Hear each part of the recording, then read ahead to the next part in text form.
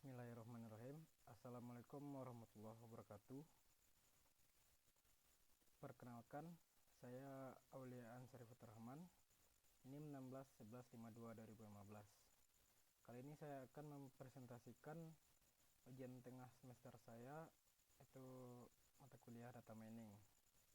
Baiklah, langsung saja untuk soal yang pertama, yaitu kenapa data perlu di pre-processing. Jelaskan prosesnya.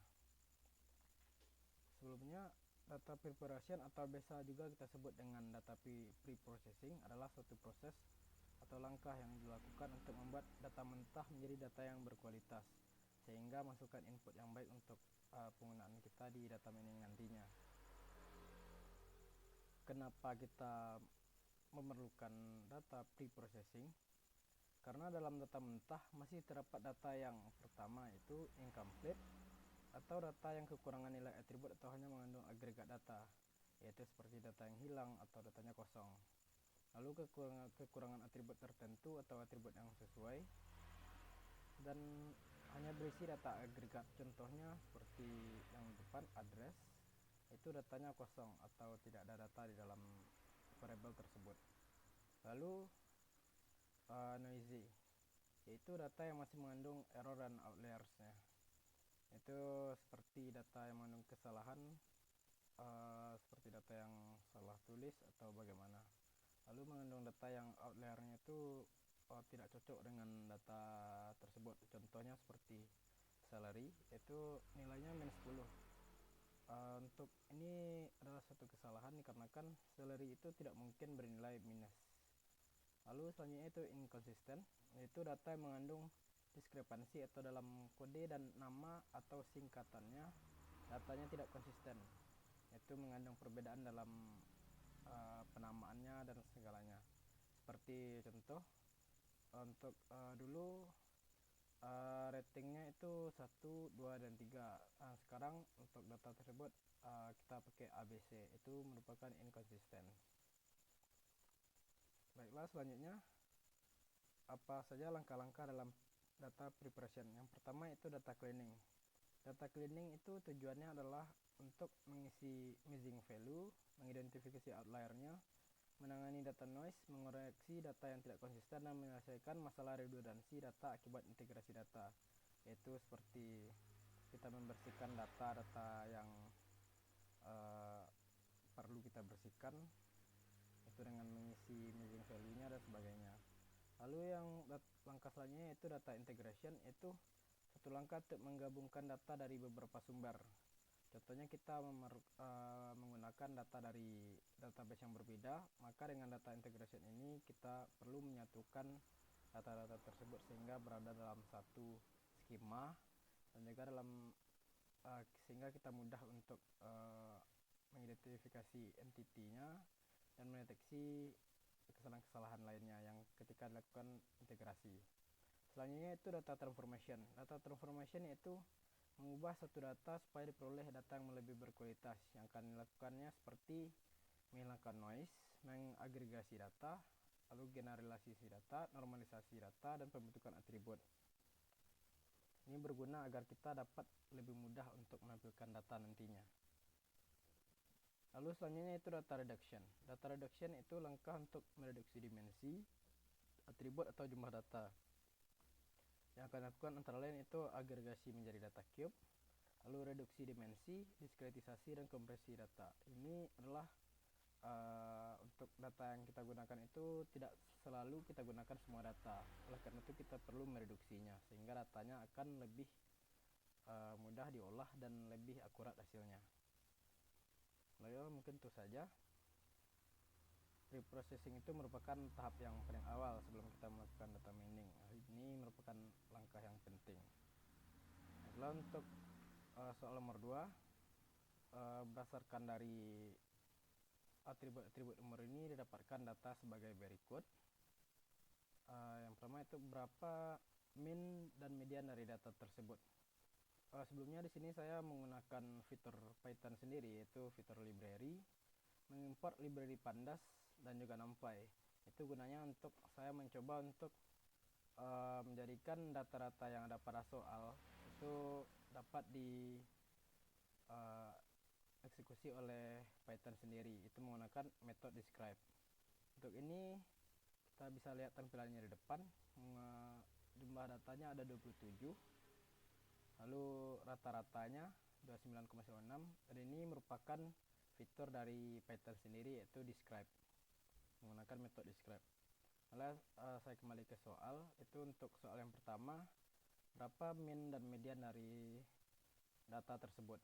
Untuk min itu memiliki fungsi, itu min sama dengan jumlah dari data dibagi banyak data. Itu pertama, itu kita jumlahkan setiap data yang ada, lalu kita bagi dengan berapa banyak data tersebut, maka dihasilkan hasilnya itu 29,96 sekian. Lalu untuk median itu nilai tengah pada data. Di sini memiliki rumus ME sama dengan X n tambah 1 per 2. Jadi di sini kita mencari median ini berada pada posisi X yang keberapa. Untuk ini jumlah data kita ada 27, maka ditambah 1 dibagi 2, yaitu mediannya terletak pada X ke 14, dan X ke 14 dari data tersebut adalah bernilai 25. Jadi mediannya 25. Untuk selanjutnya yaitu modus. Untuk modus di sini itu nilai yang paling banyak muncul. Jadi berdasarkan data tersebut, nilai yang paling banyak muncul adalah 25 dan 35. Jadi ada dua modus, sehingga data tersebut bisa dikatakan bimodal. Untuk selanjutnya itu mid rank. Untuk mid rank ini kita berfungsi untuk mencari nilai berapa kira-kira rank dari data kita, yaitu dengan mencari nilai max dan juga nilai min, lalu dibagi 2. Untuk itu nilai max-nya adalah 70, nilai terbesar dari data kita, dan nilai terkecil adalah 13. 70 ditambah 13 dibagi 2, yaitu 41,5. Maka inilah menjadi nilai mid rank-nya. Untuk selanjutnya yaitu kuartil. Untuk kuartil 1 itu rumusnya berupa X n tambah 1 per 4. Jadi di sini kita mencari kuartil bawah, yaitu 1/4 dari banyak data. Rumusnya n tambah 1 per 4. Jadi banyak data ada 27, ditambah 1 dibagi 4 sama dengan 7. Jadi untuk kuartil bawahnya itu terletak pada X 7 dan bernilai 20. Untuk kuartil 3 yaitu kita mencari kuartil atas, yaitu 3/4 ke atas atau 1/4 dari atas. Itu dengan rumusnya X3 n tambah 1 per 4. Jadi berdasarkan banyak data itu kuartil atasnya itu terletak pada X ke 21, dan X ke 21 itu bernilai 35. Jadi untuk nilai kuartil bawah dan kuartil atasnya itu 20 dan 35. Selanjutnya yaitu 5 buah data utama dari data tersebut. Yang pertama itu banyak data tersebut sama dengan 27. Ini dikarenakan kita menghitung banyak data tersebut, hasilnya 27. Lalu min data tersebut 29,96 sekian, mediannya 25. Lalu modus data tersebut 25 dan 35, yang merupakan bimodal. Kuartil 1 data tersebut 20, kuartil 3 data tersebut 35. Mid rank-nya itu 41,5. Data di atas merupakan data utama dikarenakan data tersebut merupakan data yang diperoleh dari perhitungan statistika data-data yang ada. Baiklah, untuk tampilan subplotnya saya menggunakan fitur library matplotlib, itu library dari MATLAB yang digunakan oleh Python untuk menampilkan data. Untuk itu sebelumnya kita mengimport dulu library-nya, lalu kita memasukkan variabel data yang telah kita definisikan tadi di atas ke dalam plot tersebut dan menghasilkan grafik seperti ini. Berdasarkan grafik, urutan data cenderung menaik. Data pertama sampai data terakhir berurut dari terkecil ke terbesar, sehingga menghasilkan grafik seperti yang ditampilkan. Yang mana data pertama itu berjumlah kurang dari 20 atau 13, dan data terakhirnya itu 75, data ke 27. Jadi kita dapat ambil kesimpulan untuk data-data yang ada itu berurut dari yang terbesar ke yang terkecil, dari yang terkecil ke yang terbesar. Baiklah, selanjutnya yaitu soal ketiga, apa yang dimaksud dengan curse of dimensionality? Jelaskan dengan contoh. Untuk pengertian dari curse of dimensionality itu suatu keadaan atau fenomena yang terjadi saat kita mengelompokkan, mengatur, dan menganalisis data berdimensi tinggi yang tidak terjadi pada ruang berdimensi rendah, khususnya masalah persebaran data dan kedekatan data. Ketersebaran data terjadi saat berpindah dimensi yang lebih tinggi. Volume ruang yang dipresentasikan tumbuh begitu cepat sehingga data tidak dapat mengimbangi dan demikian menjadi jarang.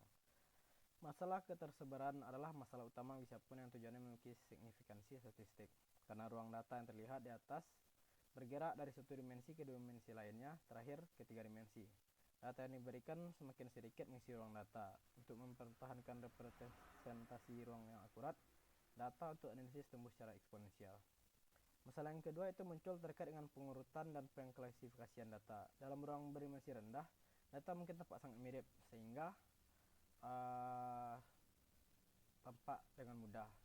Kalau data yang memiliki dimensi semakin tinggi, maka titik data ini akan sulit kita lihat.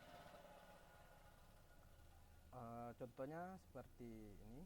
Misalnya saja untuk membedakan atlet tinju dan atlet sepak bola, selain berat badan dan tinggi, mungkin kalau kita tambahkan observasi mengenai lebar bahu, lingkar perut, dan berbagai informasi dari observasi ciri fisik yang lain, akan membuat atlet ini itu lebih mudah dibedakan.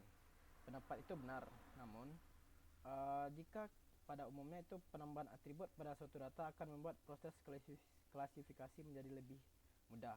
Tapi jika jumlah atribut yang terus bertambah sedangkan jumlah sampel data terbatas, maka akurasi klasifikasi ini pada titik tertentu akan menurun. Jadi curse of dimensionality ini adalah suatu keadaan yang fenomena yang terjadi pada saat kita mengklasifikasi data, mengatur dan menganalisis data yang berdimensi tinggi. Untuk itu kita memerlukan solusi-solusi seperti pre-processing data agar tidak terjadinya curse of dimensionality ini. Mungkin sekian dari saya. Lebih dan kurang saya mohon maaf. Terima kasih atas perhatiannya. Assalamualaikum warahmatullahi